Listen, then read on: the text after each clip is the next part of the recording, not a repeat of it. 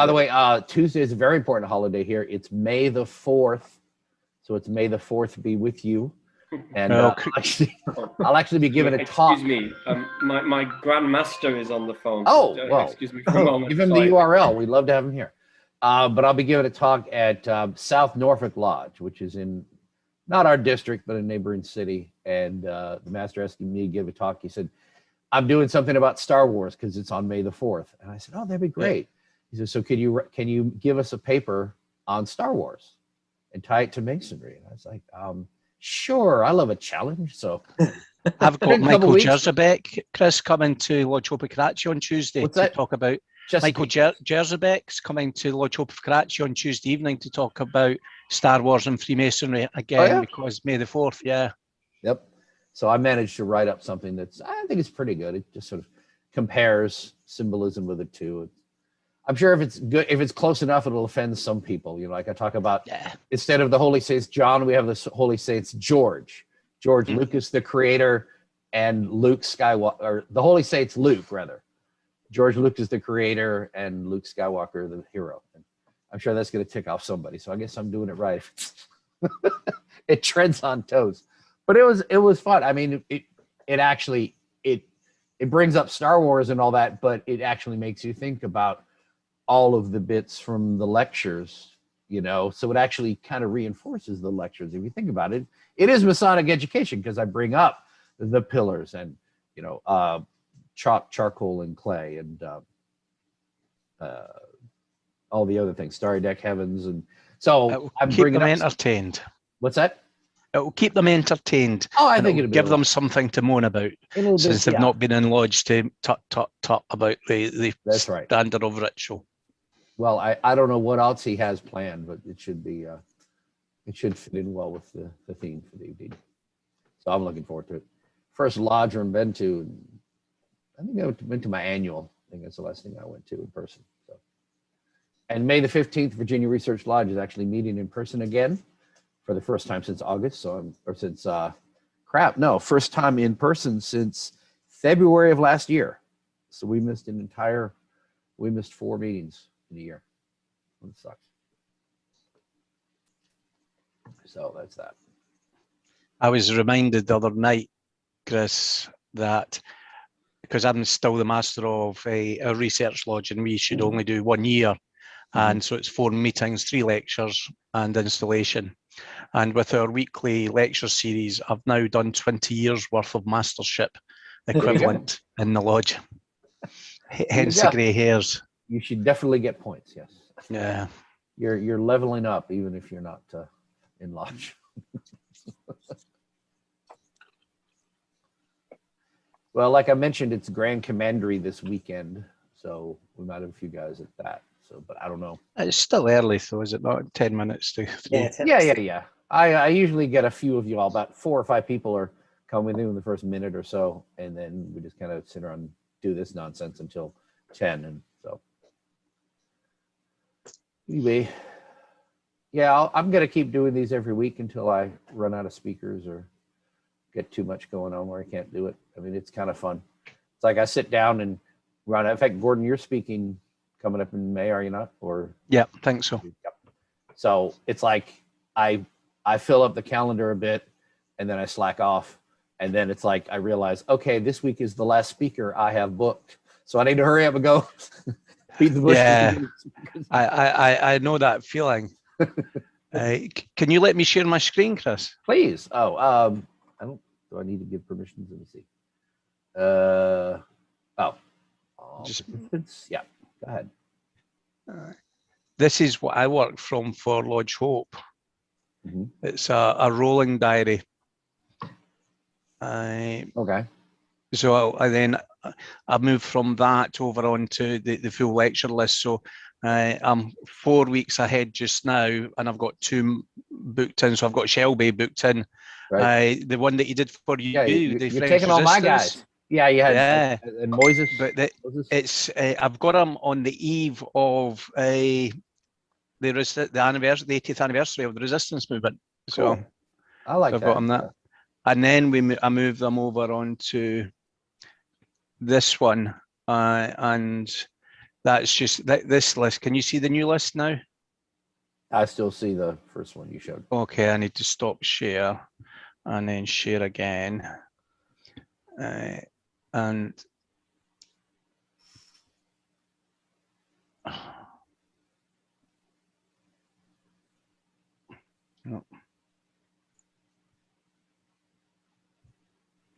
then this one goes back to the beginning of our lodge.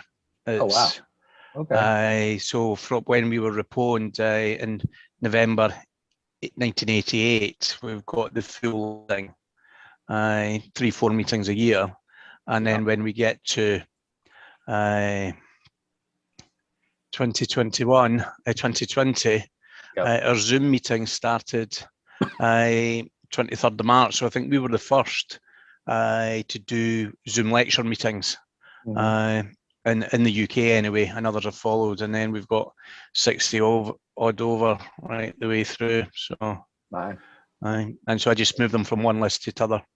Yep. Cool. Very cool. But I appreciate your challenges. It's not easy, and not everybody always appreciates the challenges. Brian's got the same with what he does with ESSA, and it's people just think, oh, it's easy, we just turn up. In many ways, I'm luckier in that I have a Facebook page and a messenger group as well. Yeah. I know you've got a Facebook page, Gordon, but the messenger group means I have 250 people I'm speaking to directly every time. Right. Yeah. So I do get some out of that. Morning, Brother Kavor. Nice to have you here again.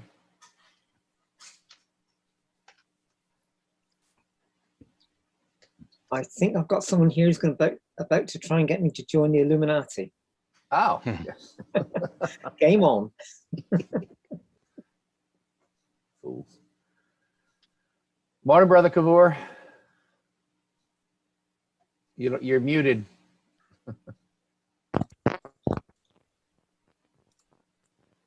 How are you doing, brother?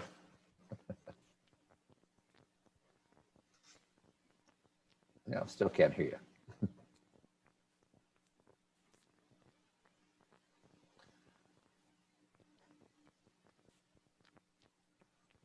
All righty. Oh, Brother Hughes, we can begin. Brother Hughes is here.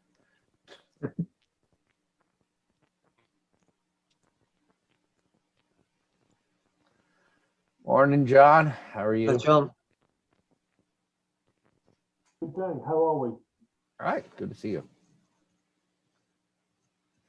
So, Brian, what do you do for a living, or are you retired, or what? I retired on the 19th of this month. Oh, really? Oh, okay. Yeah.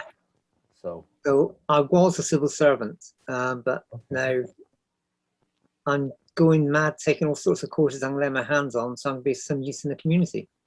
very cool. Okay. I've done health and safety, I've done food hygienes, allergies, electrical testing, all sorts of stuff. Okay. Interesting. I write websites for a living. I work with SharePoint, and I do a lot of. I've been a computer programmer for 20 some years. More than that, actually. I enjoy it.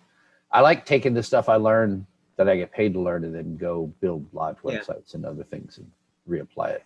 So did Babbage teach you? Yes, yes. Ada was my idea. Yeah, Ada was. I came up with the name. ENIAC too. I thought. Yes. Bootneck or Marine to computer programmer. That's a bit of a leap, is it not? Yes. Yes. Went from smashing things to building things. Yes. What's funny is I've actually worked for all 5 branches of our military. I've been a contractor for the Army, the Navy, the Air Force, the Marine Corps, and the Coast Guard. Well, you've actually got 6 branches. Come on, I shouldn't need to tell you that. I got to go work for the Space Force now. They're still getting. Yeah. Yes.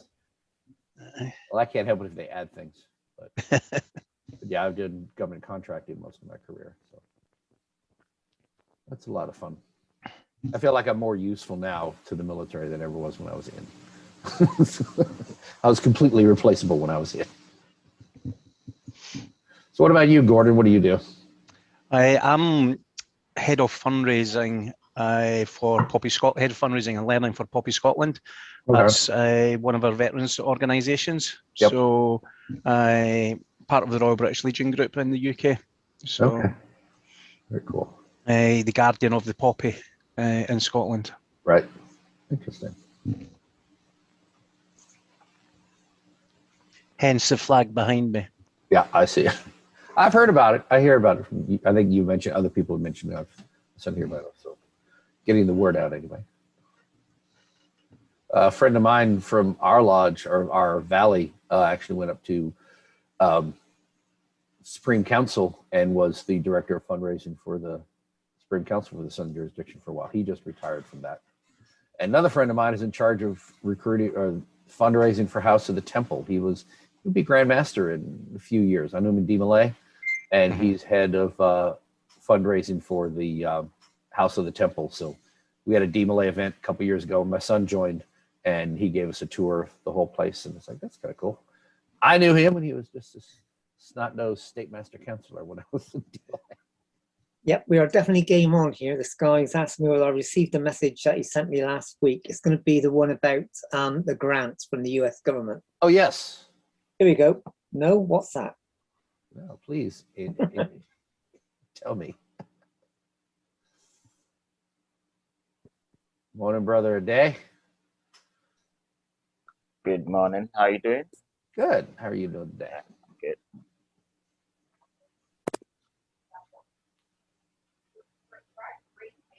How was last week?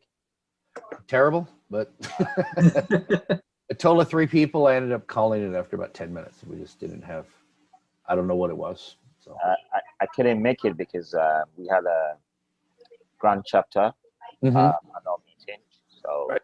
Well, it's understandable. Well, I figure every one of you has some good reason every week you've got something else going on, and that's fine. It's not like I expect everyone to be here every week. It's just that between all of you, generally I get 10 to 20, sometimes as high as 30. So it's always a good mix and I don't sweat it. But when there's like that few, I'm like, what we do wrong? What are we doing wrong? And some brother said, you need to be more positive. It's like, well, I am positive. I'm just asking the question.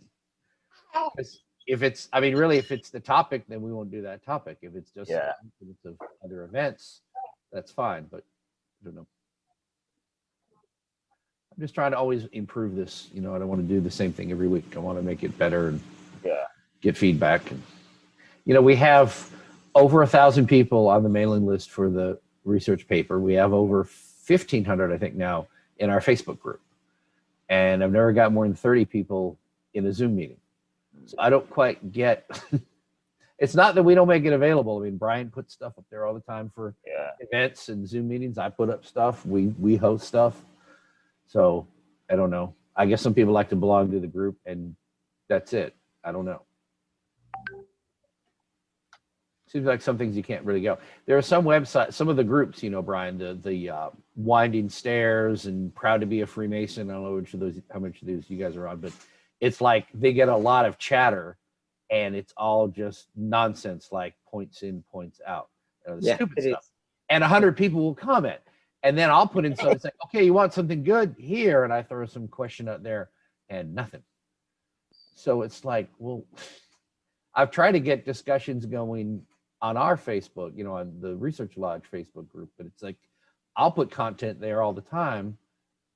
And it just seems like no one really comments other than, hey, good job. Okay, that's nice. But I try to stimulate discussions and it's kind of like you try and force it and it doesn't work. So you're like, okay, well, I don't know.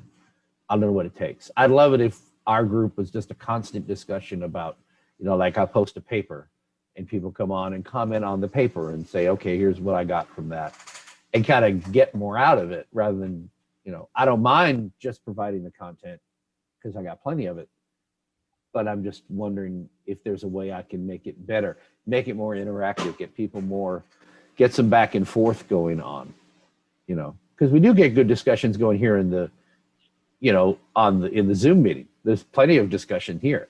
I don't know. I guess I'm constantly, I'm never satisfied. I guess that's it. I'm never satisfied. keep trying to make it better for y'all and just live and learn, you know. keep thinking in 5 years I'll look back and say, see, but then you hit on it. So these are the early days. These will be the tapes that people will dig up. It's like, well, that's when, before they became hugely successful, when there were only 10 guys showing up. Keep thinking that. Anyway. I haven't seen Dimiter yet. He said he would be on in a minute. Yeah, right. That's a little bit worrying. So, yeah, I mean, we're chatting back and forth. Anybody got anything they want to talk about? Anything going on with your lodge or anything new? Guess my vamping is rusty. I'm running out of things to vamp about.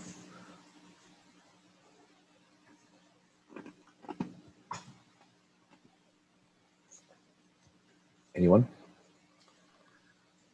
Oh, there he is. Good.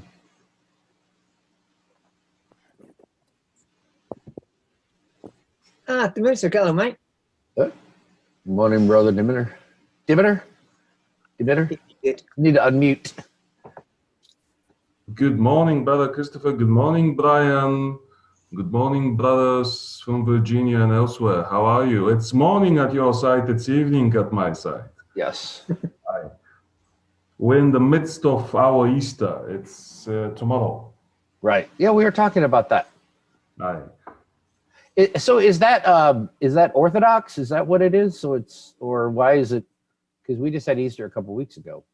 Yeah, well, sometimes they are on the same day. Sometimes they're not on the same day. It's got to do with some other Christian datings from the Orthodox part and from the Catholic part and from the Protestant part and so on and so on. Sometimes it's before yours, sometimes it's after yours. Easter. Really? Okay. Yeah. I used to have a neighbour that lived in used to live in Romania, and it used to be brilliant. We'd have 2 Christmases and 2 Easters. It used to be great fun. Oh yeah. How are you? Are you okay? How is the pandemic at your side? It's quieter here. I've actually got the second vaccine myself this week, so start going back to lodge and things. But things are getting back to normal a little bit. The governor is loosening the restrictions, and the lodges are starting to meet again in person, which is good. So we'll see how it goes. Hopefully things will simmer down.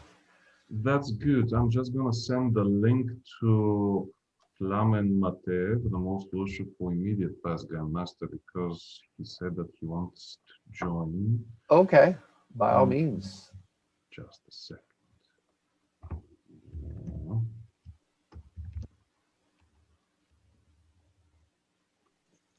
And you know, we have like a couple of days now, maybe 2 or 3 days, 26 degrees Celsius. And it's hot. I mean, it's literally hot. We didn't have spring almost. It was 0 degrees 10 days ago, and now it's 26, which is... Yeah, we're in the 90s actually this one day this week, and yesterday it was actually cold, and this morning's a little cold, so go figure. Let me do the official stuff. Welcome everybody to Virginia Research Lodge's weekly unstated meeting. I put in the chat our Facebook page, our lodge website, and our YouTube channel, and my email address if you want to sign up for the weekly research papers. This will be posted to YouTube. I've got all of them. Yeah, we're all current, so all of the previous meetings, of course I didn't bother with the last week, but all of the previous meetings are up there on YouTube, and they're all in a channel playlist called Unstated Meetings. So they're available for you.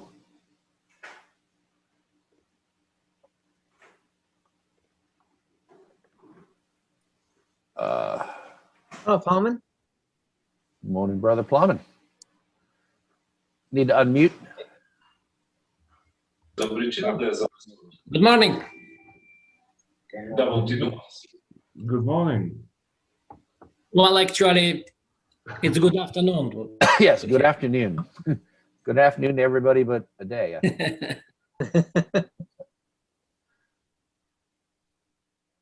And where do you hail from, brother Plamen? Yeah, Plamen, where are you? Are you in Sofia or are you at the seaside? No. Actually, I'm on seaside. You know, I had an idea to do the same, but tomorrow I have to go to an Easter lunch with some relatives. And 10 days ago, I said, okay, I'm gonna come. And in Bulgaria, we have something like 7 or 8 days of holiday. So the seaside is like 300 miles, no less, 250 miles from the Sofia city capital. And it's like a 4-hour drive if you drive slowly. So I was planning to do the same, but I cannot do it now. So maybe I'll do it tomorrow. I don't know. But you have done something very, very good. I saw some photos from the seaside. People are going sunbathing and even in the sea.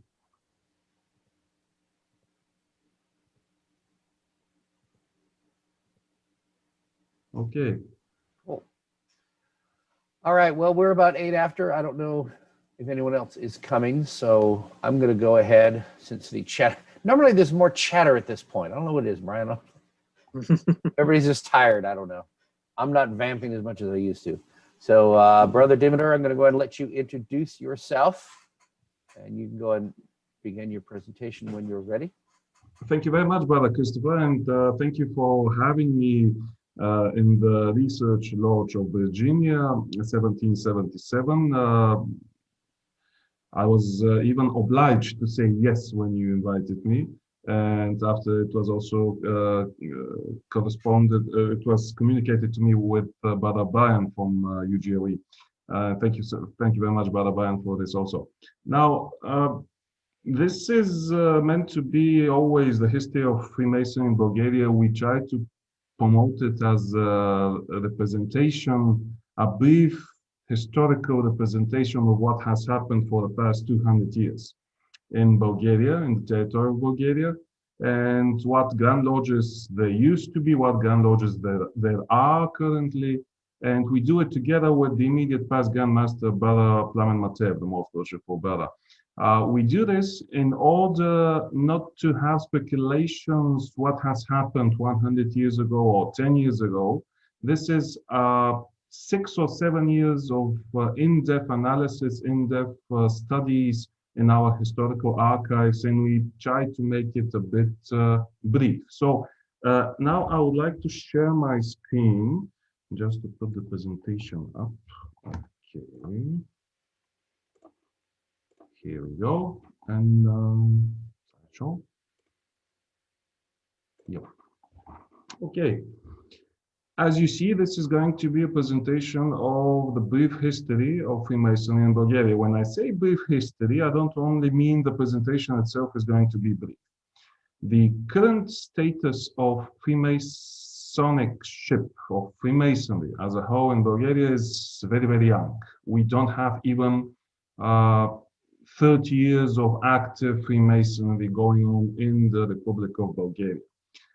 Since the rebirth and reintroduction of Freemasonry back in the 90s in Bulgaria, but later on you will get to know what I mean. Now, this is a joint presentation, as I stated previously, between me and the most worshipful immediate past Grand Master of the Grand Lodge of Ancient Free and Accepted Masons in Bulgaria.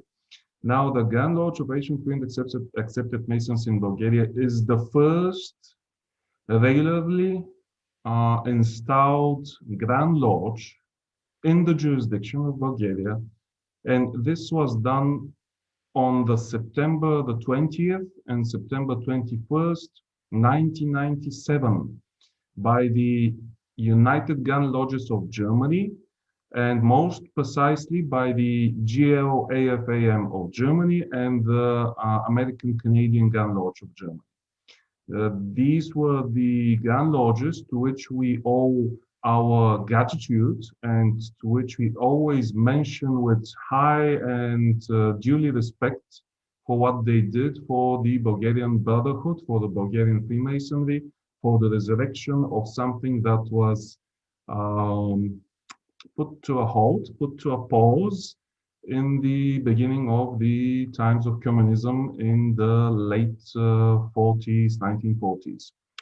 Now, the content of this presentation will focus mainly on the following. First, I will be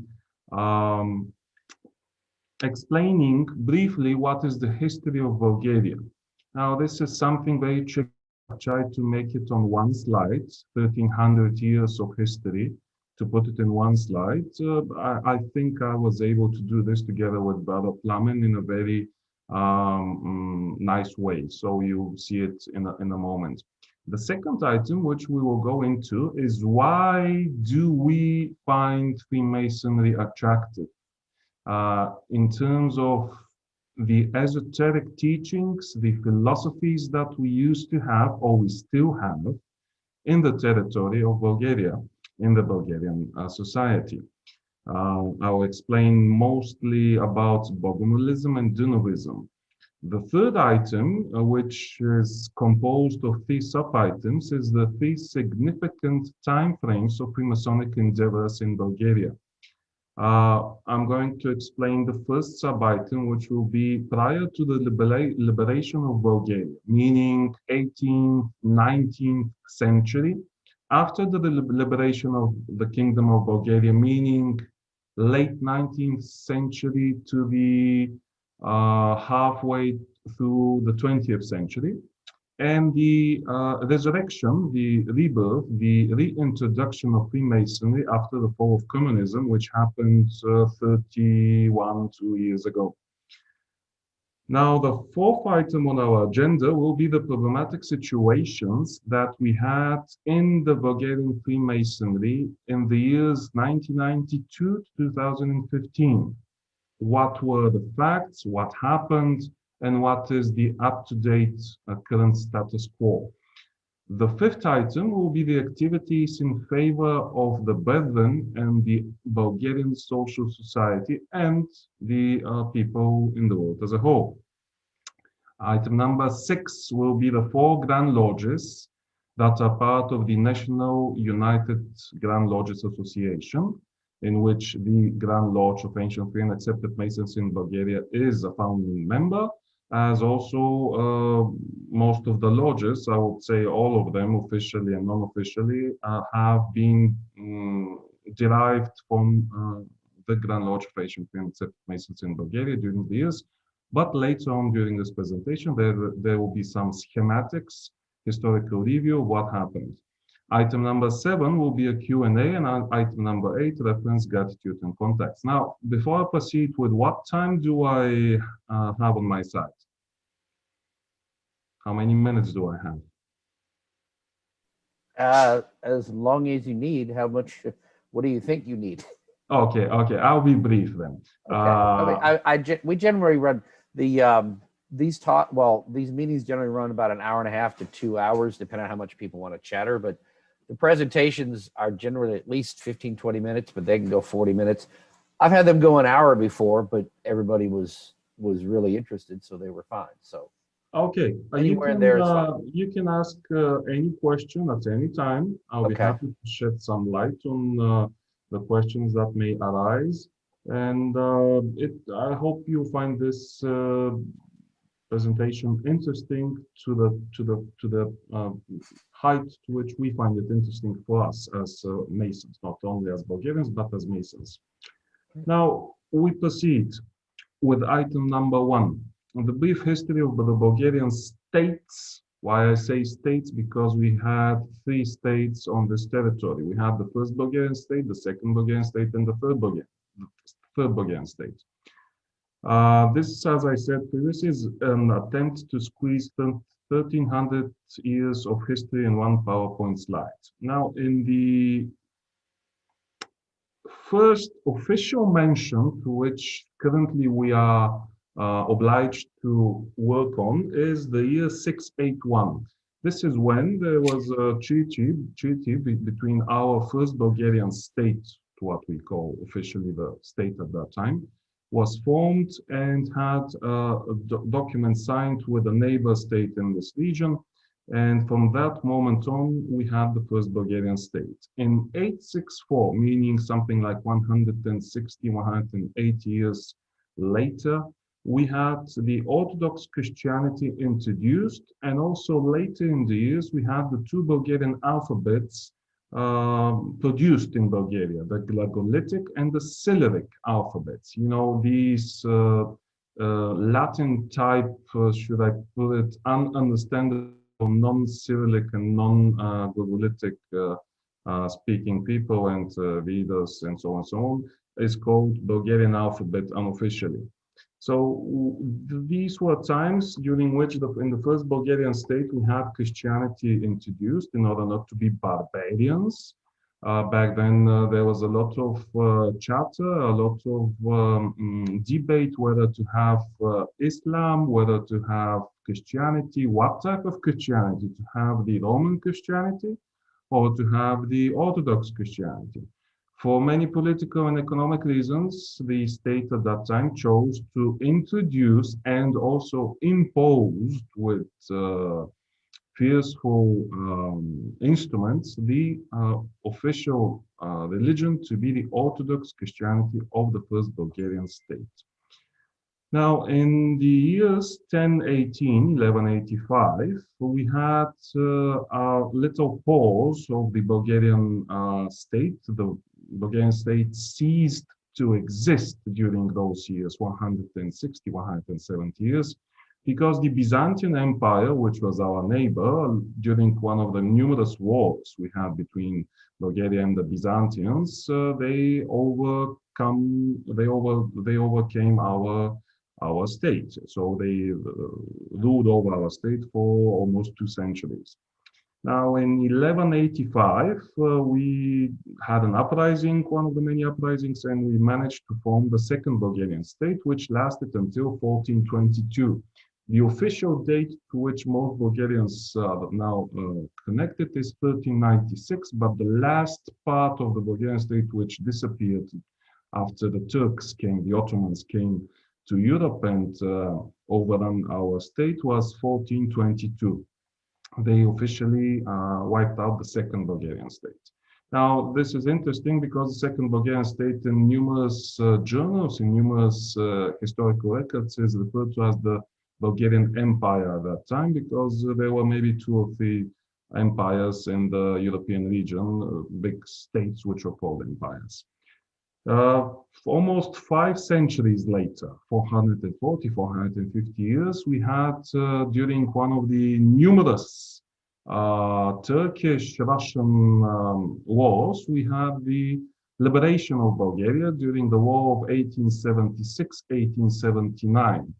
Now, that was when the third Bulgarian state, which we now call the current state still, the third Bulgarian state, was formed.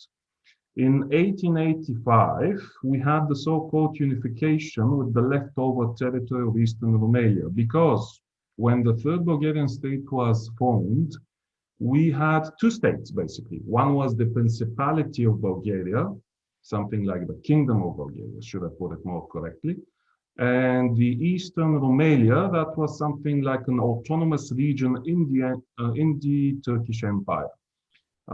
In 1885, as I stated, we had an official unification between the 2 territories, and so the Kingdom of Bulgaria was officially now state with the leftover territory of Eastern Romania.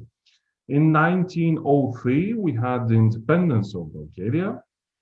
This is a very interesting situation because the Proclamation of Independence was made by the cabinet of the Prime Minister, in which cabinet of the Prime Minister, 9 out of the 10 members of this cabinet were Freemasons of the Grand Lodge of Bulgaria back then. And they had the idea to proclaim this independence 1 month later, but due to the reason that a lot of political and economic stuff was happening in the region of the Balkans, and thanks to the Freemasonic activities of these members of the cabinet, they got to understand that if they do not proclaim the independence on the day on which they did, this may never happen. So they did it on their own. Basically, it was a lodge meeting in which they decided, okay, we're going to have the independence proclaimed on the date, which is this and this. Now, in 1945 to 1989, we have the socialism or the communism, the rise and fall of socialism and communism in Bulgaria. This was the ruling ideology in Bulgaria, and since then, since the beginning of even 1940, with fascism and with communism, one after the other, we had a couple of legislative measures which aimed to ban all non-Bulgarian, and not only non-Bulgarian, but also every type of gathering which might be viewed as secret gathering, which might be viewed as gathering of people who have the means to influence the politics and the policy formation of the state.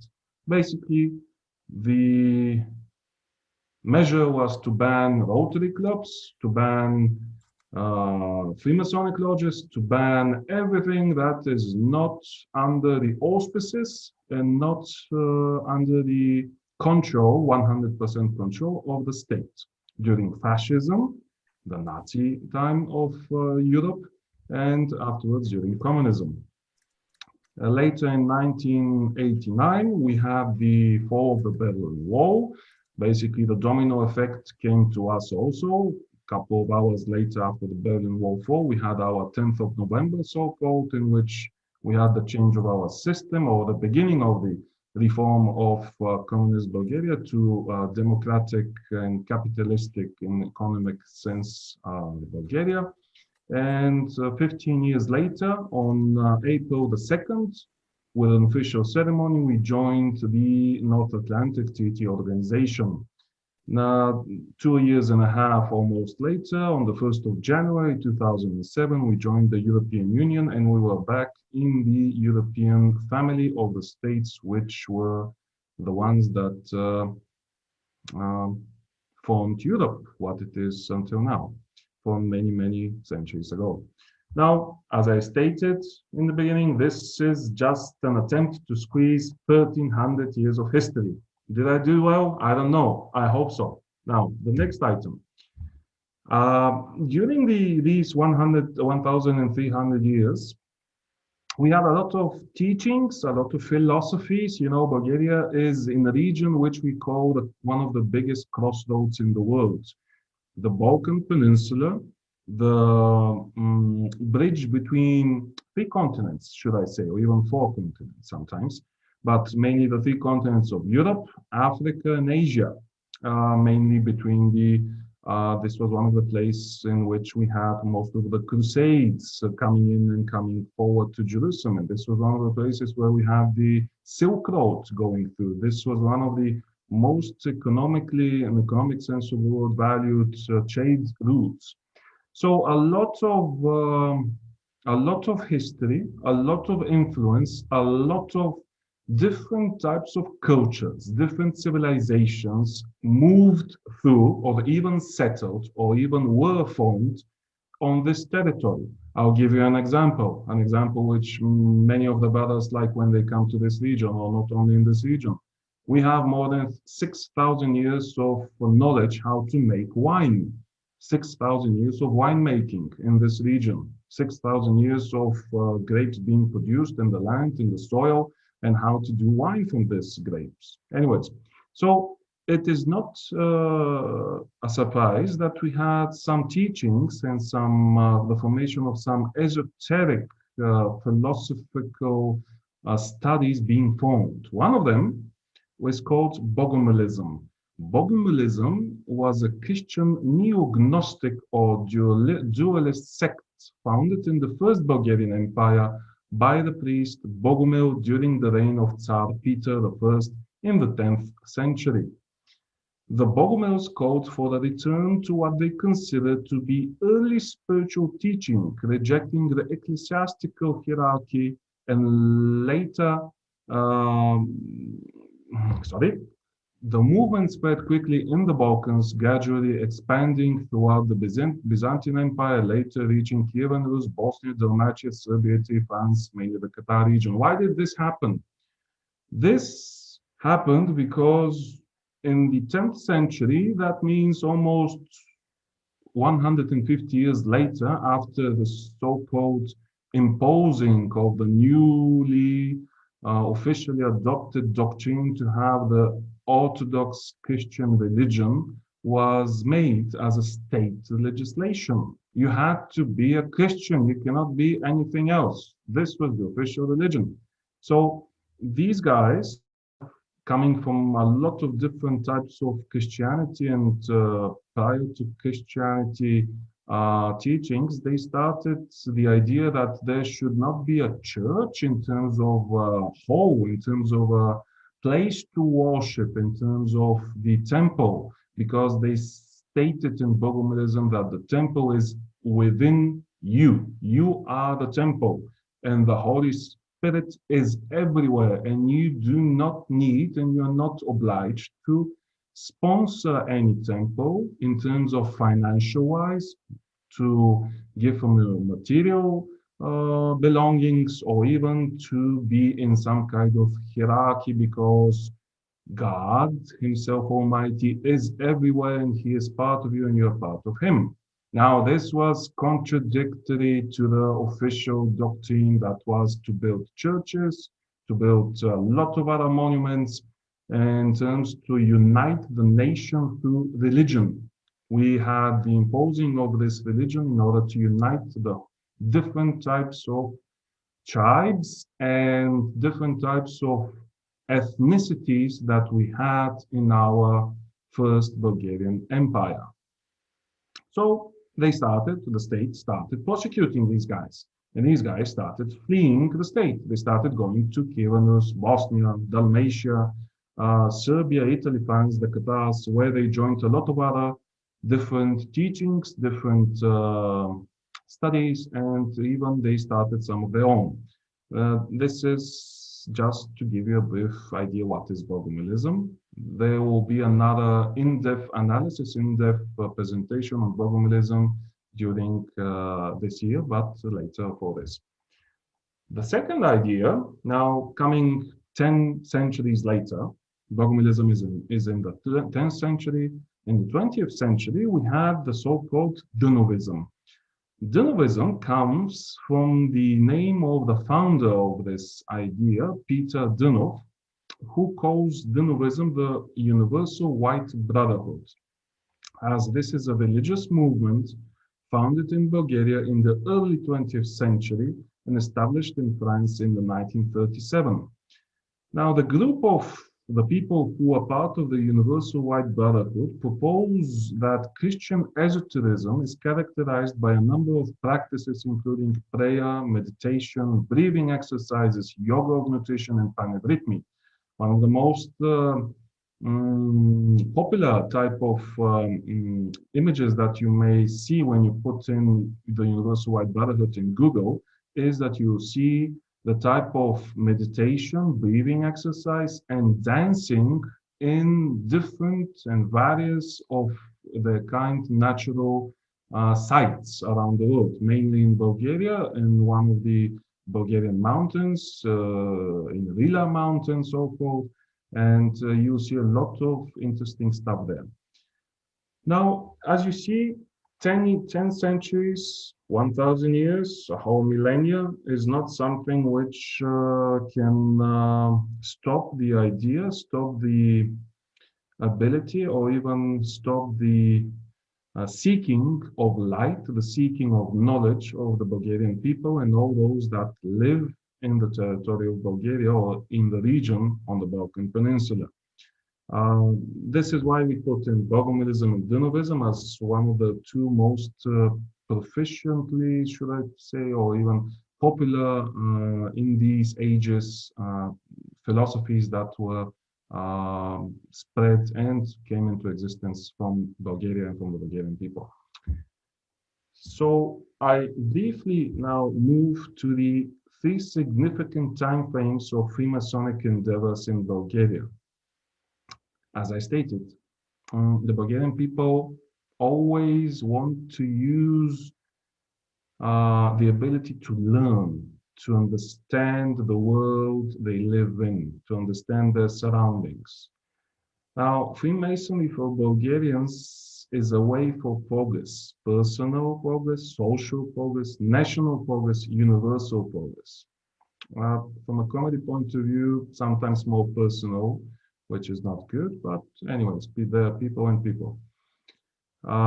Before the liberation of Bulgaria, we had Freemasonry viewed as mostly a gain for non-Bulgarians, but slowly many Bulgarians way to the temple, and the craft was used as a mean for supporting the national liberation movement and later for the formation of the Third Bulgarian state.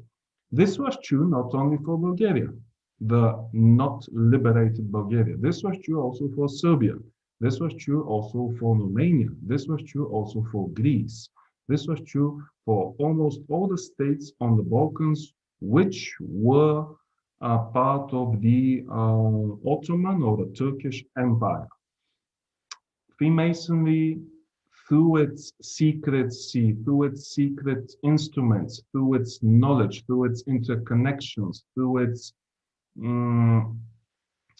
ability to make you do what you need to do, because when a brother asks you to do something, you cannot say no, was the idea which spread very quickly that can be used as an instrument for the liberation of the states that are now sovereign states on the Balkans in Southeastern Europe. In 1805, 1807, there's a document found in Bulgaria that is from the head of the French consulate, Colonel Mandradjiev, who mentions a lodge in the city of Vidin. Vidin is on the Danube River. The Danube River as a very, prior to having planes, prior to having autobahns, highways, speedways, whatever, the Danube River was viewed as one of the quickest routes to interconnect one type of city in Central Europe to other type of village or city and on the Balkans. So the Danube River was used as a mean of connection, as a mean through which a lot of culture, a lot of civilization, a lot of influence was introduced in a lot of states, as every river is around the world at that time. Now, later in 1830, again, but in another Danube River city, Ruse, was an attempt to consecrate a Bulgarian members only lodge by Brother Archimandrit Ephraim. Brother Ephraim was initiated in 1820 in the French lodge Ovid in Chisinau, nowadays Moldova. The idea is that both the cities, Vidin and Ruse, were attracting a lot of the prominent members of society from Central and Western Europe who would travel to see a new place, a new state. And through the river, a lot of economic-wise trade route was influenced, and trade was influenced by the river. So the river itself was the place through which a lot of influence was made, as you see. 1869, this is a very interesting year. Still, Bulgaria is not liberated. Bulgaria liberates itself in 1878. So this is the slide until the liberation. As you see, we're talking about Bulgarians, but there's no Bulgaria. They're only ethnic Bulgarians. Where do they live? They live in the Ottoman Empire, south of the Danube River, meaning nowadays Bulgaria, but back then the Ottoman Turkish Empire, or north of the Danube River, meaning Romania. Now, in 1869, there was the so-called Young Bulgaria movement.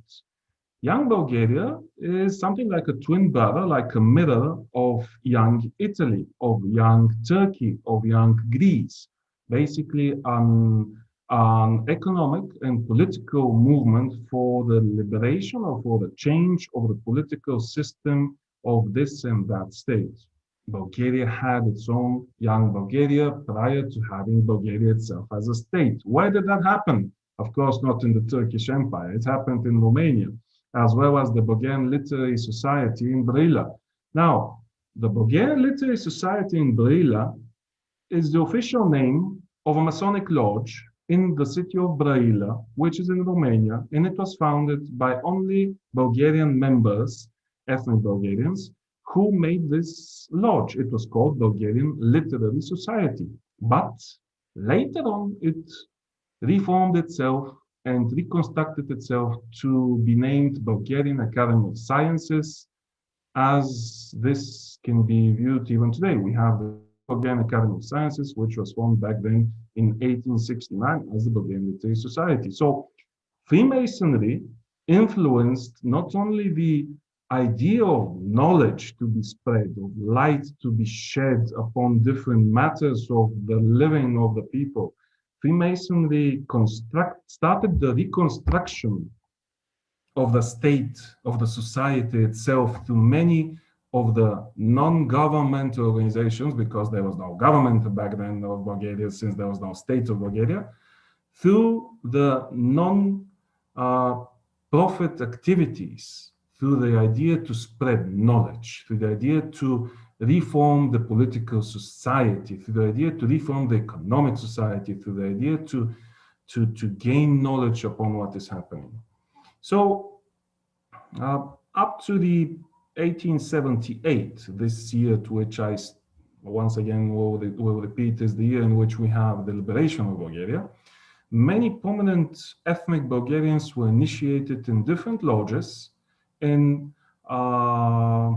Istanbul.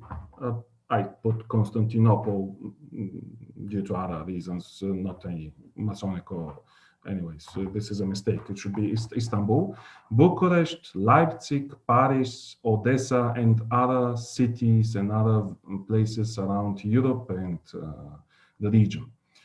During the 1877-1878 Russian-Turkish Liberation War, as we call it, many field and wartime lodges were consecrated mainly by Romanians, and thus many Bulgarians were initiated in them. As you see, a lot of the liberation movement was interconnected mainly with our northern neighbor, with Romania. Of course, a lot of the strategies, a lot of the activities were also coordinated with Serbia and with Greece through the Freemasonic networks. The committees, the National Liberation Committees of Bulgaria, were interconnected with all the other National Liberation Committees, all the other states which got their liberation prior to ours, our neighboring states. So we are very grateful and thankful to our neighbors for the fact that they worked with us. They worked for our liberation. They worked for the spread of knowledge. And also they gave a big and valuable input and push to the spread of Freemasonry in Bulgaria prior to the liberation of Bulgaria, with which I conclude this sub-item and move to the next one. After the liberation of the Kingdom of Bulgaria. Now, 1879 is an important year because on the 21st of February, there's a brother named Ivan Vedar, who we view as the patriarch or as the father of Bulgarian Freemasonry as a whole, as in total.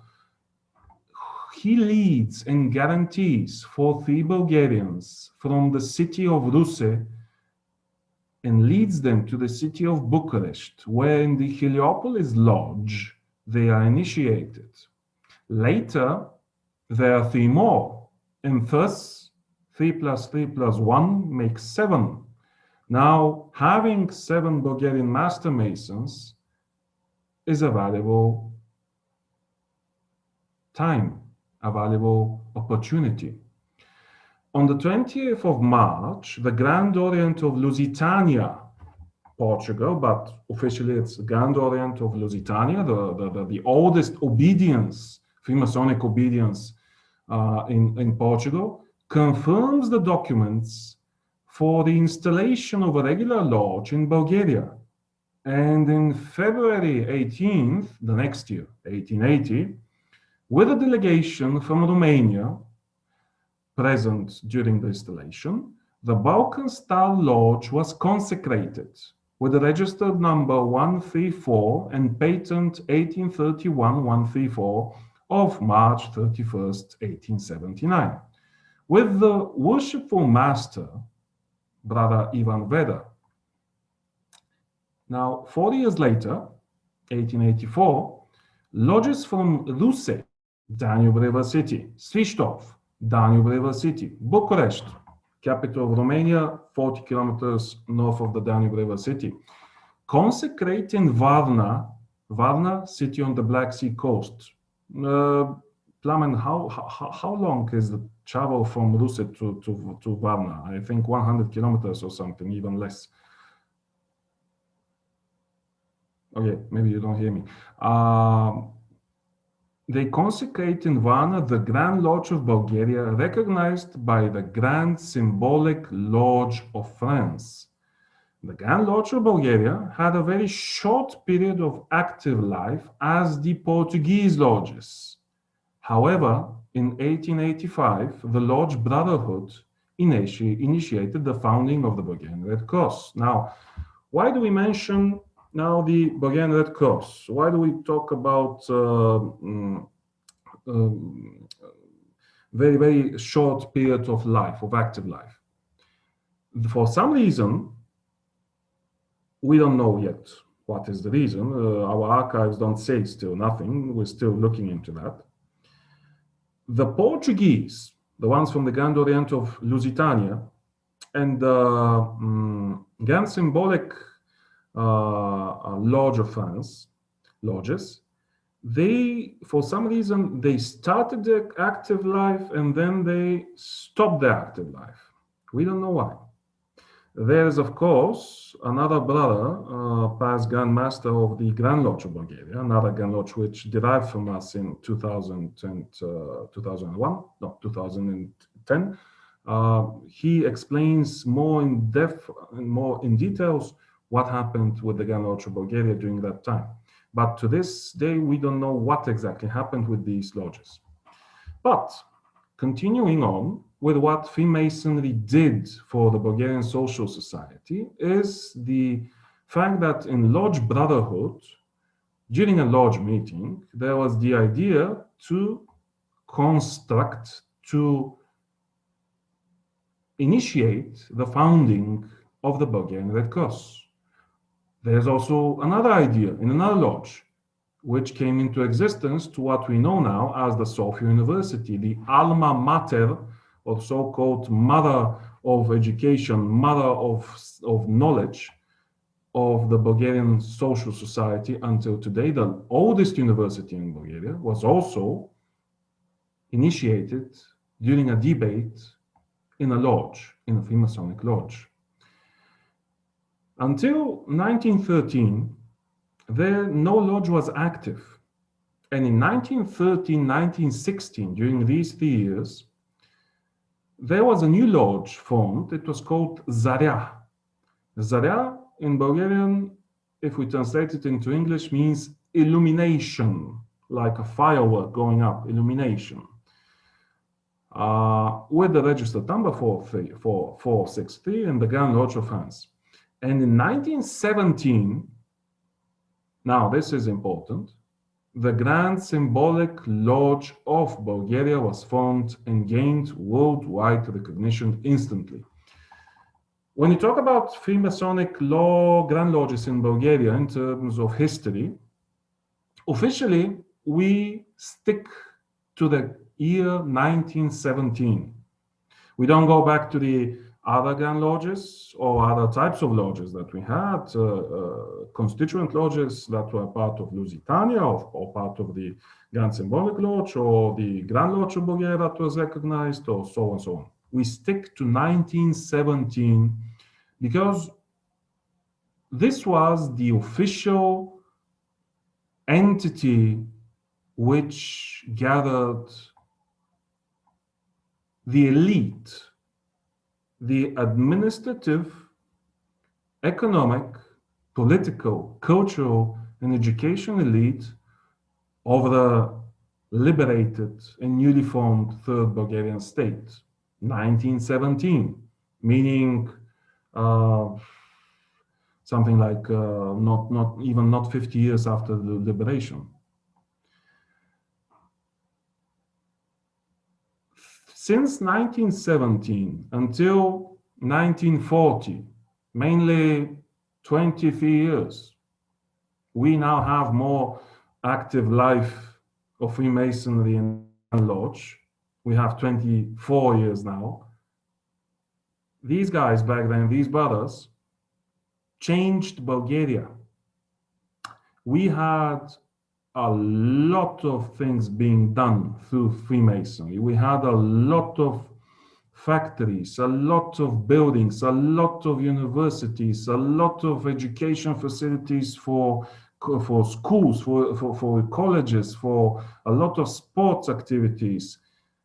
Freemasonry made this state what it was until 1940.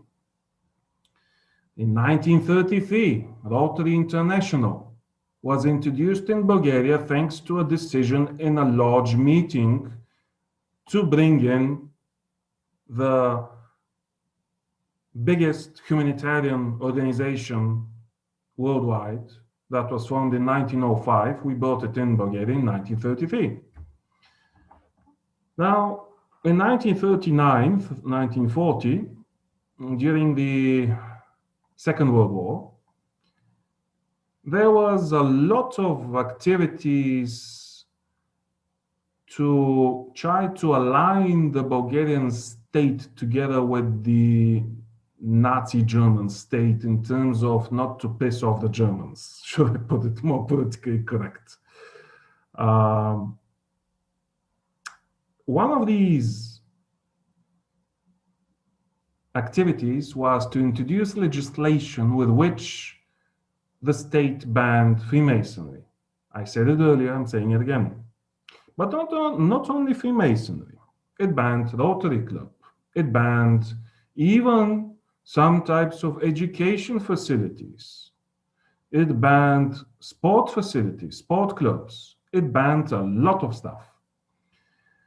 During the Second World War, however, though there was no active Grand Lodge, though there was no active constituent lodge, the Freemasons in Bulgaria took active part in saving the Bulgarian Jewish community. 54,000 Bulgarians were saved due to decisions, official and not official ones, taken in debates between brothers. This is one part of the things that the Bulgarian Freemasonic community back then, because there was no Grand Lodge, no lodges, did. Another was not to exterminate Roma ethnic members, because as you know, not only the Jewish community was put on wagons to Auschwitz and going underneath the ark on which was stated Arbeit, Arbeit, Arbeit. In German, in English means work, work, work. Though we do all know where it comes from initially. What happened is that Freemasonry continued to influence as much as it could brotherhood, peace, and tolerance in the Bulgarian society. We do have to mention that the first Bulgarian, as we call him, father of Bulgarian Freemasonry, Ivan Veda, was initiated in the Oriental Lodge in Istanbul. Oriental Lodge is part of the United Grand Lodge of England. So, having in mind that we have had a lot of interconnections with England, with France, with Portugal, with the neighboring states, Romania, Serbia, Greece, Turkey also. Young Turkey and young Bulgaria were working together. My grandfather was part of Young Bulgaria. This is something which not many people know. Now, I think all of you will know. Anyways, we tried to continue doing what we have done on this cohort for many decades, many hundreds of years, millennia. To be tolerant, to treat a brother as a brother, no matter where he comes from. So this is what happened until communism. Communism came, many brothers fled the country, others stayed. Those who fled the country, who went to be immigrants due to political, due to economic, due to personal, due to other view or type of immigrancy, they some of them made it. Some of them came back after 1989. So with which I move on to the third sub-item. After the fall of communism, 10th of November 1989, I think it was 8th or 9th of November when the Berlin Wall fell. The next day or the day after was the day in which in Bulgaria we had the beginning of our reform aligned with the perestroika movement, should I put it more politically correct. In 1992, now here comes the interesting part. I'll just have a sip of water, sorry. In 1992, after communism was dismantled officially, there were two lines of Freemasonic activities concerning the jurisdiction of Bulgaria. One was via the Germans, the second was by the Serbs. The Grand Master of the Grand Lodge of Yugoslavia in 1992, on the day of Christmas, I think was the official day, in ski resort in Borovets in a mountain nearby, tries to form a Grand Lodge in Bulgaria. But here comes the tricky part. He does this without the decision of the Grand Lodge of Yugoslavia and against the demand of the United Grand Lodges of Germany, that Germany, through the Grand Lodge, United Grand Lodges of Germany, is to be the one to consecrate the new Grand Lodge of Bulgaria. However, he doesn't obey this. He tries to make this new Grand Lodge in Bulgaria, since there is no other Grand Lodge. And all hell breaks loose, should I put it in other terms. The second line was the German line. The German line is Bulgarians who were actively working during communism in Western Germany, and after the unification, the fall of the Berlin Wall and the unification of the Western and Eastern Germanies, they were parts of different lodges in Germany, and the Germans started working with them in order to reintroduce Freemasonry officially, regularly, with a Grand Lodge in Bulgaria. What they did was that they had 3 or 4, we have it in-depth analysis on our website, which you can view on our presentation and on your bottom left corner, in English also.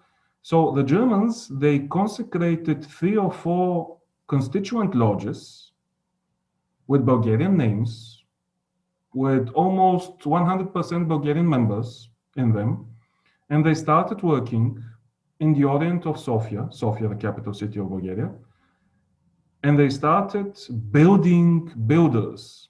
They started making master masons, one by one, 1 year, 2nd year, 3rd year, and they started in 1992. They coincided, the two lines for some reason coincide with timing. Yes, the Yugoslavians tried to build the Grand Lodge from zero by introducing a Grand Lodge. The Germans stated, okay, guys, we're going to make constituent lodges, we're going to make a Grand Lodge, but in time, you need time to develop. So in 1995, 1996, the two lines of Freemasonic activities in Bulgaria unite and elect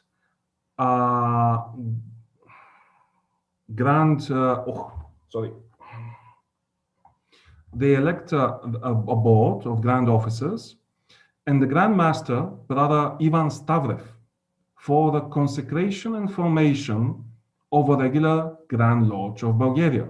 That is to be named Grand Lodge of Ancient, Free and Accepted Masons in Bulgaria, with from the Grand Lodge of Ancient, Free and Accepted Masons of Germany, supported by the American Canadian Grand Lodge of Germany, officially by the United Grand Lodges of Germany.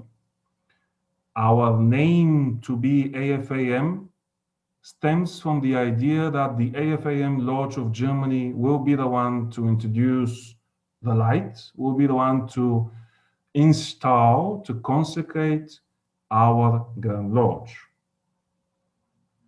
So having this election taking place in 1996, between the two lines, they united themselves.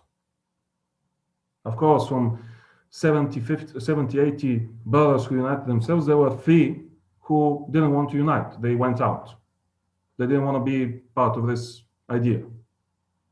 Later on for them.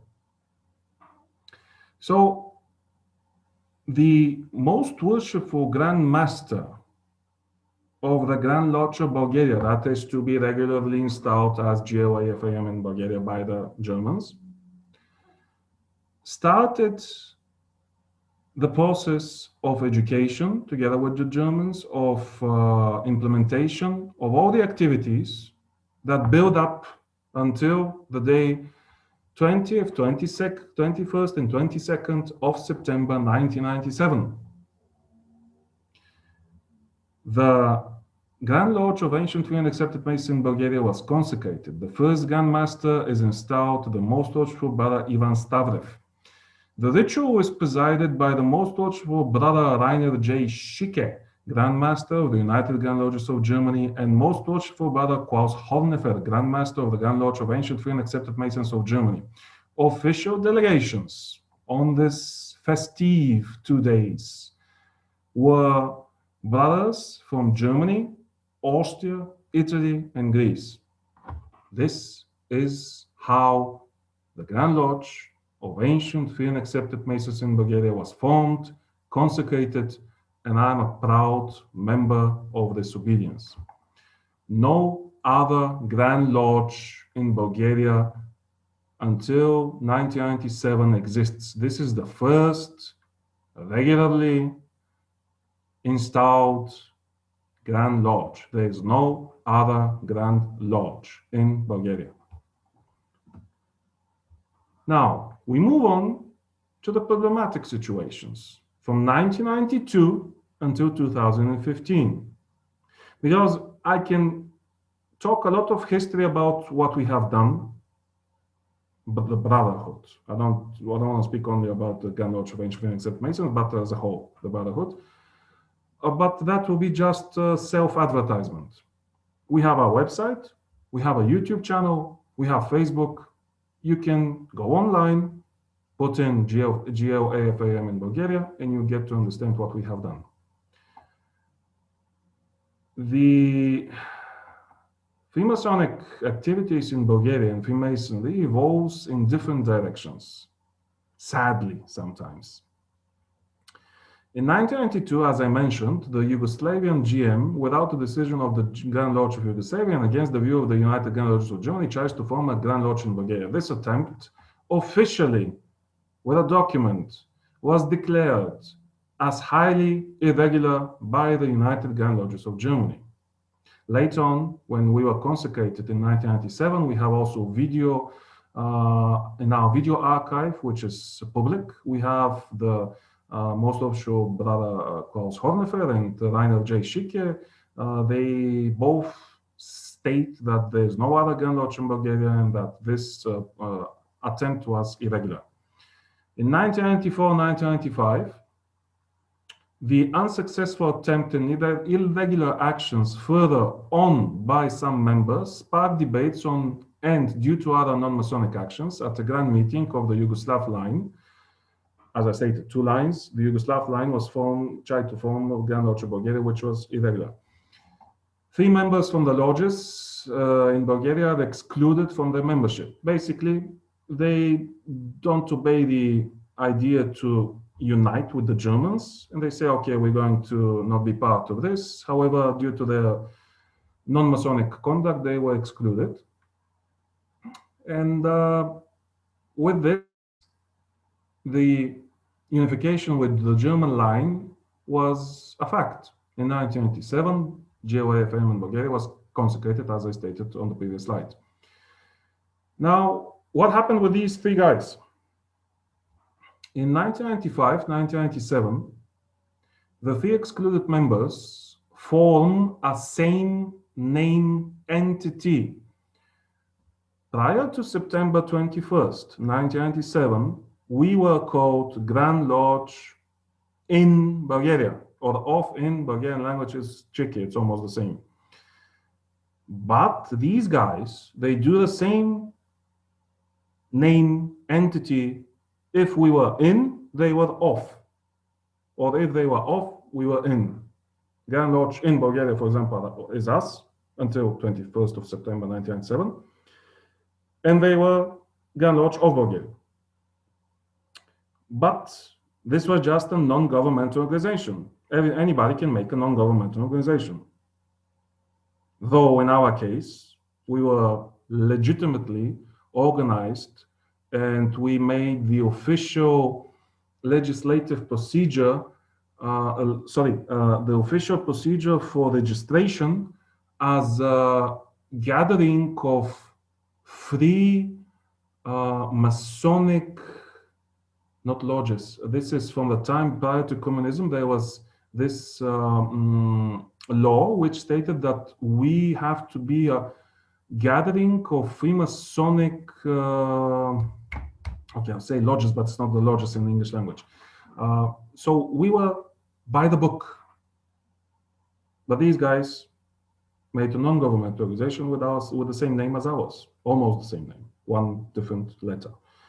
So they claimed legitimacy worldwide and continued to act as if they were a regular lodge. Only 3 people, only 3 brothers, though they were excluded. Until today, we officially view them as brothers, but 3. You do understand that you cannot be a lodge with 3 people, with 3 guys, with 3 members, with 3 brothers. The next slide is the year 2000. Now here is very, very interesting. In the year 2000, the Grand Lodge of Ancient Free and Accepted Members of Bulgaria. Still, there's no other Grand Lodge in Bulgaria. Officially, non-officially, whatever. There is no other regularly installed, regularly consecrated, whatever, Grand Lodge. So our Grand Lodge adopts a decision to form the Supreme Council of 33rd and last degree of the ancient free and accepted Scottish Rite of Bulgaria, with the help and support of the Southern jurisdiction. Now, this is the second time in which there are brothers who are unhappy of what Freemasonry will be doing in Bulgaria. This is viewed by a handful of brothers as politically, when I state politically, I don't mean politics in Freemasonry, I mean politics state-wise, as politically incorrect. And in the upcoming biannual communication in November, meaning November 2000, forgery is committed. This was later proved in the court, and breach of the rules of procedure is carried out by them in order to gain the position of Grand Master and other Grand Officers' positions, and to put a halt on the preparations for the installation of the Supreme Council of 33rd and last degree of the ancient and accepted Scottish Rite in Bulgaria. However, this was carried out 2 months later, in January 2001, when the ceremony was personally directed by the Deputy Supreme Commander of the Supreme Mother Council of the NATO member states, the Mighty and Honorable Robert Woodward, 33rd degree, in the presence of the personal representative of the Supreme Mother Council of the World, Brother S.B. Hall, in the presence of the most powerful and honored sovereign Supreme Commander of Turkey and Greece, and representatives and delegations of the Supreme Council of Russia, Hungary, the ceremonial master of the rituals, the sovereign Supreme Lieutenant Commander of Supreme Council of Portugal, Brother Mario Guia. A formal greeting to the ceremony was sent by the most powerful and most potent and honored sovereign Supreme Commander of the Supreme Council of Germany, Brother Hubert Koop, 33rd degree. But this didn't stop here. When this happened, after the forgery and the misconduct at the biannual communication, we have a biannual, it's not every year, it's every 2 years. When this happened, all these doings were brought up to the court, and the decision was to have a revolt. Basically, in the same month, I think, was the decision. The elections were in November, and I think in November or December, the decision came out that until March, because December, January, Christmas, New Year, official, non-official activities, personal stuff, la la la. So the idea was until March to have a revolt. Well, those brothers who are not happy, and politically they thought that having Supreme Council 33rd is not a good idea for Bulgarian Freemasonry and for Bulgaria, they were not satisfied with the decision of the court. They left the Grand Lodge of Ancient Free and Accepted Masons. They left the Grand Lodge of Ancient Free and Accepted Masons. Leaving our Grand Lodge, in the years to come, they united themselves with those three guys from 1995. And together, they changed the so-called Grand Lodge of Bulgaria name of that non-governmental organization. They took and made the change with a new name, and the new name, again, was the same name as our current name. Our name was Grand Lodge AFAM in Bulgaria. They made the change to their GLB to Grand Lodge AFAM of Bulgaria. Again, the same procedure, same name change, same name entity. Later, in the year 2004, they renamed themselves to United Grand Lodge of Bulgaria in order not to mix up with us, because, we were already 7 years Grand Lodge. We were active. We were having Grand Officers and Grand Masters going around the world, dealing with a lot of brothers on Freemasonic matters, making progress together, united with other entities, with other audience, with other lodges. And at one moment, you cannot claim that you're us. So you change your name. Again, for a third time, you change your name. This time you call yourself United Grand Lodge. And you claim that we united with you. This is what happened back in 2004. So this claim comes officially in every 5 years, periodically, regularly also, every 5 years. So from 2004 and 2010, though we as brothers know what our former brothers have done, we view them as brothers because they got their light in our lodges. We made them builders. Yes, sometimes we make mistakes, but we do not claim that they are not Masons. We do not claim that they are not Freemasons. We do not claim that they cannot be part of the Freemasonic movement in Bulgaria. So during the 6 years of 2004-2010, the Grand Lodge of Ancient Free and Accepted Masons in Bulgaria, the first regularly installed consecrated Grand Lodge in Bulgaria, and the United Grand Lodge of Bulgaria, I don't want to say anything else. We had a lot of talks and pauses on the idea for unification of joint actions for the betterment of Freemasonry in the jurisdiction. We have always tried to be united in a way which is unilateral, which is for the betterment of Freemasonry, which is for the betterment of a civil society, and of course, which goes regularly. It is regular, because Freemasonry is not just a gathering of brothers who don't know what to do. Freemasonry claims to be, in a sense, obeying esoteric laws. To obey, we claim that we obey, and we claim to understand, then we claim to obey the laws of the universe. So there were sporadic movements by brothers and whole lodges changing their membership from one obedience to another, mainly from our Grand Lodge to the other Grand Lodge, from the other Grand Lodge to our Grand Lodge.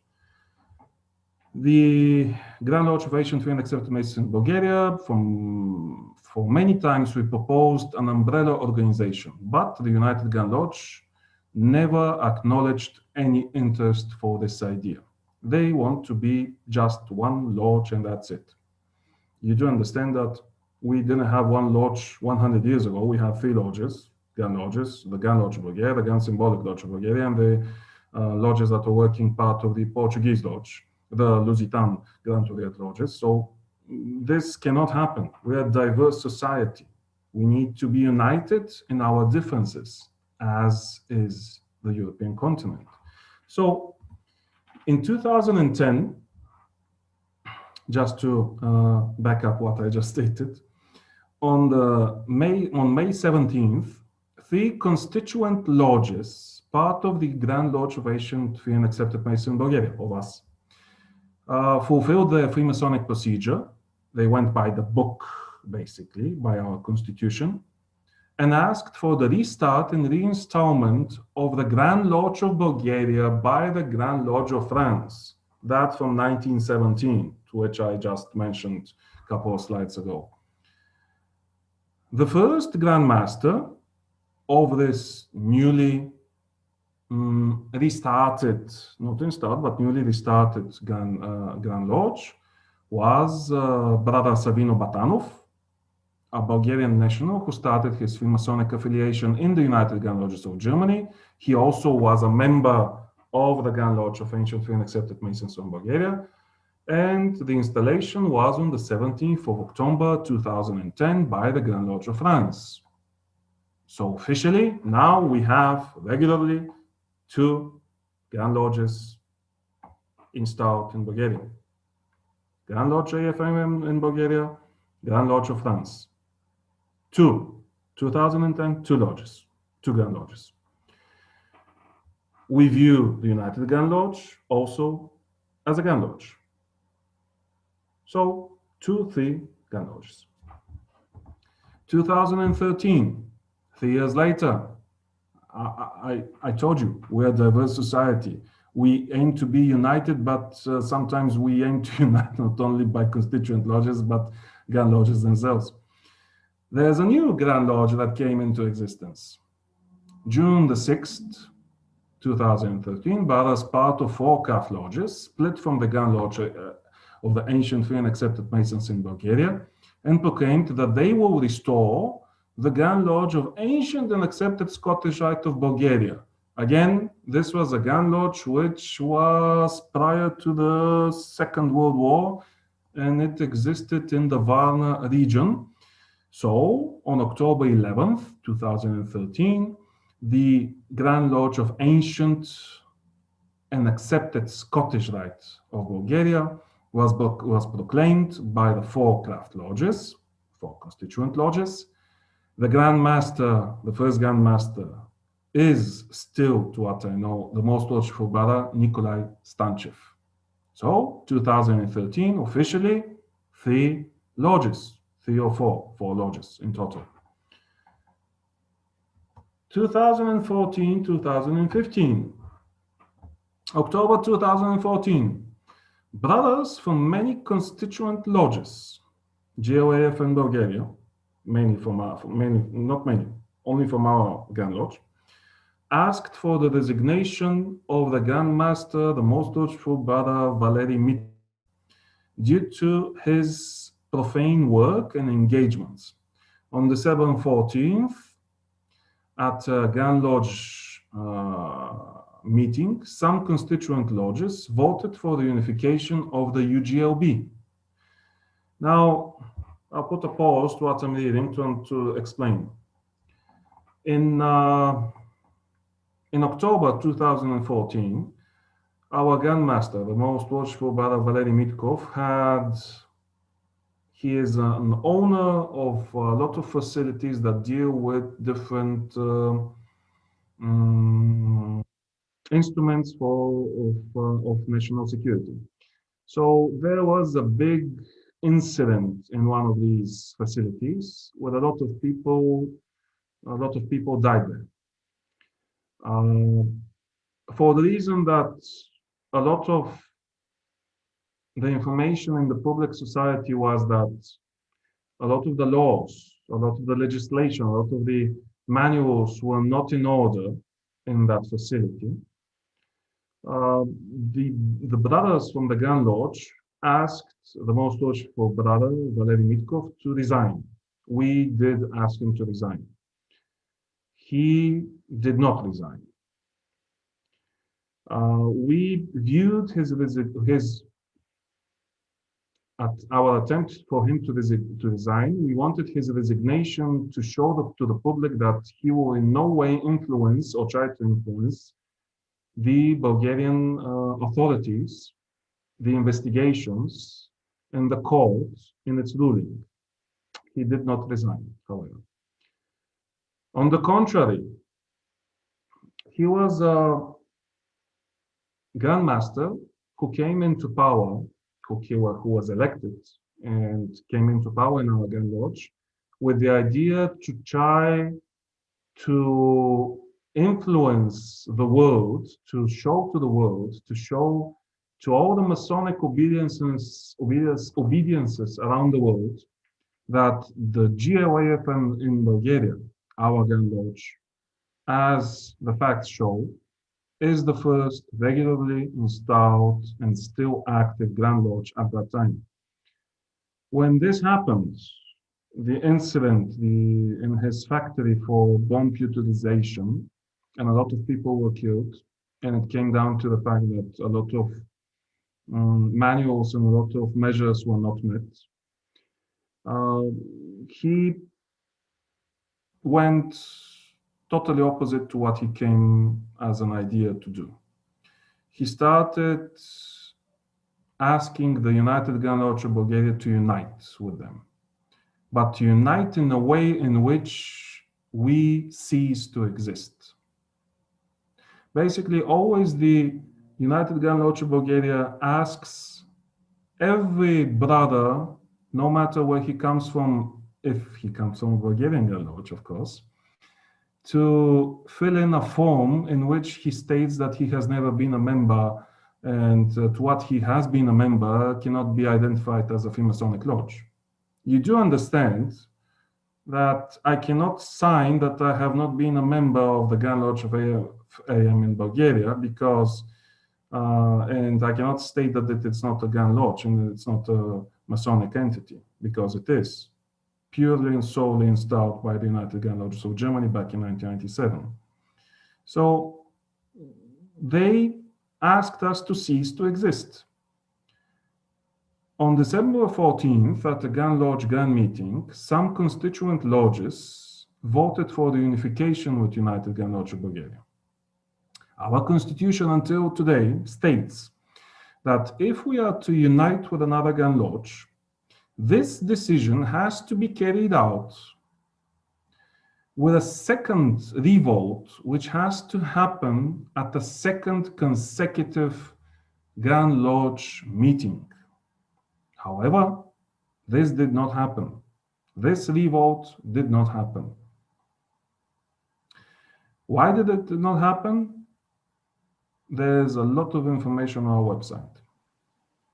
But Brother Dimiter, I'm sorry, we're running a little long. okay, So okay, move on okay. just a little bit, please. Thank you. 2016, June 18th, the Grand Lodge of AFAM in Bulgaria, together with the Grand Lodge of Ancient Accepted Scottish Rite and the Grand Lodge of Bulgaria, united in a Grand Lodge union named National United Grand Lodges of Bulgaria. The entity is open for United Grand Lodge of Bulgaria to join. With this, I conclude the problematic situations slide. Now, item number 5, the activities in favor of Bergen and the Bulgarian Social Society. As I stated in my presentation until now, Freemasonry has reborn Bulgaria on a couple of times. When I say we, I'm not only speaking about our Grand Lodge, I'm also speaking to what I know, not officially, but to what I know that are the other Grand Lodges, AS, the Ancient Accepted Scottish Rite, the Grand Lodge of Bulgaria, United Grand Lodge, of course, they are the biggest in terms of members nowadays, Grand Lodge in the jurisdiction, have done for the statesmanship, education initiatives, charity activities, humanitarian programs, anti-discrimination on national and global scale, sports activities, academic activities. For example, in the past 5-6 years, there were times in which the Bulgarian legislators, meaning the parliament, the members of parliament, tried to move forward on 3 occasions, documents and proposals for legislation changes in which whoever is a Freemason cannot be part of this and that branches of government, which is discriminatory. We moved forward with our attempts, with our instruments, and we had officially prevailed, and we did officially prevail, and we have now officially the legislator changed back the legislation, and you do not have a problem to be part of this or that branch of government if you are Freemason. So we are the ones trying to save, trying to cherish, trying to preserve Freemasonry in Bulgaria. Brother Plamen, do you wish to speak on these items, because you as a Grand Master can speak much more upon these items? Well, not too much to say. We have no such a big ground like other Grand Lodges, and 30 years is not too more experience. So preferably we need to teach and to learn know-how and knowledge of other Grand Lodges, which we are doing or trying to do in any particular case. Okay, for a lot of what we are doing on these topics, you can view our website. Now, next slide. Now, this is something which was formed during the mandate, during the time in which Most Worshipful Brother Plamen Mateev was in office as Grand Master of the Grand Lodge for Ancient Free and Accepted Masons in Bulgaria. As you see, this is us. We are from 1997. Grand Lodge, United Grand Lodge of Bulgaria in 2004. Grand Lodge of Ancient and Accepted Scottish Rite, Grand Lodge of Bulgaria 2010, and Grand Lodge of Ancient and Accepted Scottish Rite 2013. We united ourselves in the so-called National United Grand Lodges Association without having the 3 Grand Lodges to cease their existence, to stop existing. So this is one of the unions which is now active, 5 years now. So this is what we have done. Maybe Brother Plamen will speak if there are any questions upon this union later on this topic. So Q&A session. Thank you. Thank you, brother. This is a very, very detailed presentation. We enjoyed it. I saw that you kind of expanded on some ideas along the way, but that did kind of eat up some time. So I want to make sure brothers had a chance to ask questions before we ended the meeting. So if any brother has any questions, please unmute and ask our brothers. I have one. Go ahead. It's Michael. Yeah, go ahead, Mike. Understand there's at least one English-speaking lodge in Bulgaria. Is that correct? There are a couple. There are 3 or 4 speaking constituent lodges. 1 or 2. The second is still non-officially a lodge. It's a gathering of brothers who work in a research lodge. 2 of them are in the Grand Lodge of Ancient and in our. There are also 2 lodges in the United Grand Lodge of Bulgaria, and I think there is one. Plamen, please help. Is there one in the Nikolai Stanchev Grand Lodge in Ancient and Scottish Rite? Yeah, they have 2. They have 2. 6. They have 2. Yeah. Are they in Sofia? Which ones? The United, I guess the United Grand Lodge is in Sofia, right? Well, the jurisdiction is big. I mean, Sofia is the capital. What I mean is the meeting room where they would be. For United Grand Lodge, I don't know where exactly do they meet, but for our Grand Lodge, both are in Sofia. For Varna, Ancient and Set Scottish Rite, I think one is in Varna and the second, Plamen, where is the second one? Do you know? Second lodge and 2 lodges are in Sofia and 1 is in Varna. This is the United Grand Lodge of Bulgaria. This is for UGLB. Okay. Thank you. I just wanted, last thing, just real quick, say, I believe I met the then Grand Master of Bulgaria, who was Master in 2010, on a visit to Washington, D.C. He was at the George Washington Lodge in Alexandria. Do you know who that would have been? 2010? Mm-hmm. 2010, just a second. I'll just open the website, guys, because In Yes. 2010, it Brother Hersef, like a grand secretary, and Brother Volodya Lozanov. yeah, we're the biggest donor of the Alexandria Memorial, so maybe it's them. Just a second, I want to open it. Right, they were there when Bill Rohr was Grand Master of Virginia. I was just honored to meet him at the time. We are, by the way, the Grand Lodge of Ancient Free and Accepted Masons in Bulgaria. Our Grand Lodge is the biggest non-US donor, non-US supporter, financial-wise, of the National Masonic Memorial of George Washington in Alexandria.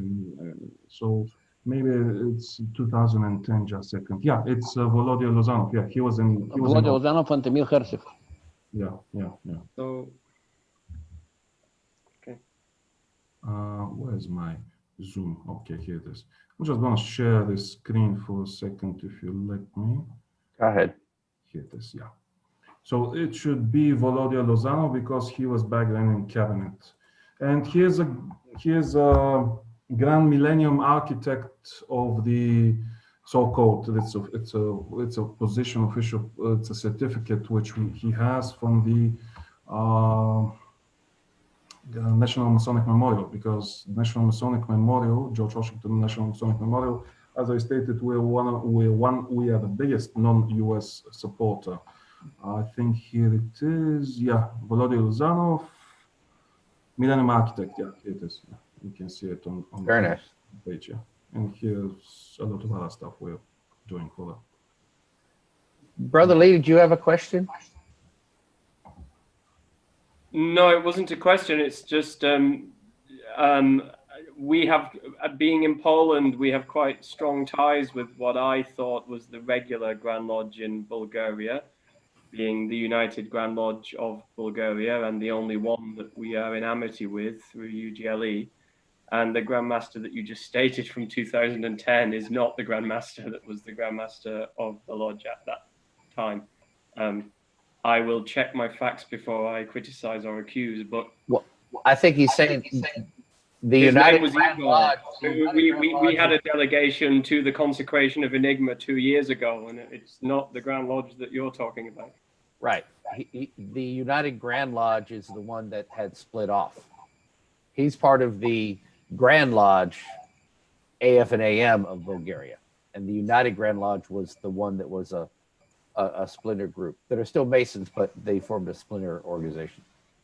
Well, I thought the United Grand Lodge of Bulgaria is the only one that's in amity with UGLE and therefore with us in Poland. That's So entirely. If I'm at this meeting by mistake and I've violated an Oh, obligation. no. This is not, let me stay for everyone here. This is not a tiled meeting in any way, okay? And my Grand Lodge, state of Virginia, might recognize the United Grand Lodge of England.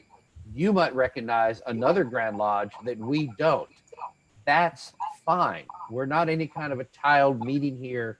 This is not an official Masonic function. As an example, Virginia recognizes the Grand Orient of Italy, which is more in the south. We recognize the United Grand Lodge of England. The United Grand Lodge of England recognizes the Grand Lodge of Italy, which is more in the north, and they don't recognize each other. No, I understand how all of this works. Okay. I don't need a deep explanation. I'm sorry, well, but if I do not belong to lodges that are involved in these recognitions one way or another, then I'm in the wrong place, aren't I? well, no, that's not true at all. You don't have to be a Mason to attend this Zoom meeting. We are not a tiled meeting in any way. This is not an official function. This is not a lodge. I can have people on this meeting here that I am not in amity with, and that's perfectly fine. You're not. Yes. Okay, but I think then it's even worse then that when we're having public meetings that anybody can come to, we air our dirty laundry in front of each other. Well, this is more of a history lesson than anything else. But anyway, I have no comment. No further comment. Okay. I'm just going to put my details in the chat. Okay.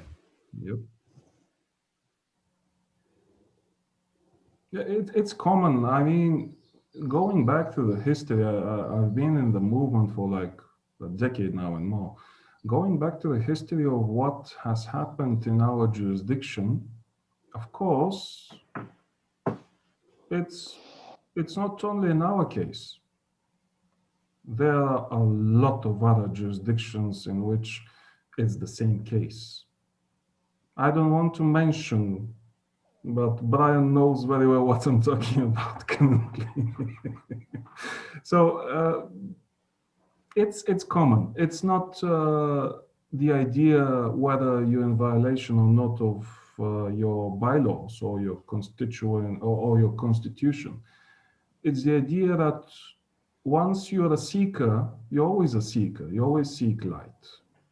I mean, if you become a master mason, why else do you go on after the third degree? Do you know everything? No. So this is just history, guys, brothers. This is what we aim to show. Good, bad, this is emotions. This is what happened. We are trying to make it better. I mean, Brother Dimiter, I think you were very fair in simply laying out that this is the original Grand Lodge. Some people split off for whatever reason. You still saw them as Masons, but they were a separate group. I don't think there was any real judgment or unfair treatment. It was just laying out the facts. But this was very interesting. There was a whole lot of information. I'm still absorbing it all. I'm gonna have to go back and watch the video and catch up on everything. I probably had some questions that escaped me at the moment. But I do have another obligation, and we are coming up on 11:40. So I appreciate everyone coming out.